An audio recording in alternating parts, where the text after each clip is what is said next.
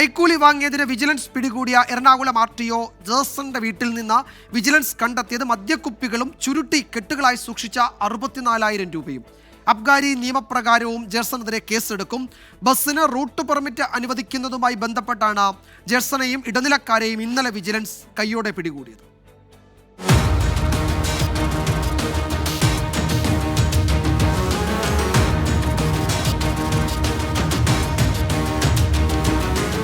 ചുരുക്കി പറഞ്ഞാൽ ഒരു മിനി ബാർ. കൈക്കൂലി വാങ്ങിയതിന് അറസ്റ്റിലായ എറണാകുളം RTO TM ജേഴ്സന്റെ വീട്ടിൽ നിന്ന് വിജിലൻസ് പിടിച്ചെടുത്ത മദ്യക്കുപ്പികളാണിത്. 49 മദ്യക്കുപ്പികളും എളമകര പോലീസിന് കൈമാറി. കൈക്കൂലിയായി വാങ്ങിയതാണ് ഈ മദ്യമെന്നാണ് വിജിലൻസിന്റെ പ്രാഥമിക കണ്ടെത്തൽ.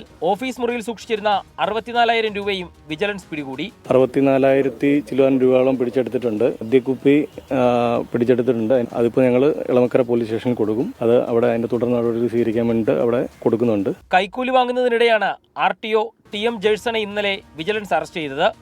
സ്വകാര്യ ബസ്സിന് പെർമിറ്റ് അനുവദിക്കുന്നതുമായി ബന്ധപ്പെട്ട് ഇന്നലെ കളക്ടറേറ്റിലെ ഓഫീസിൽ വെച്ചാണ് RTOയെയും ഇടനിലക്കാരെയും പിടിച്ചത്. അറസ്റ്റിലായ 3 പ്രതികളെയും ഇന്ന് മൂവാറ്റുപുഴ കോടതിയിൽ ഹാജരാക്കും.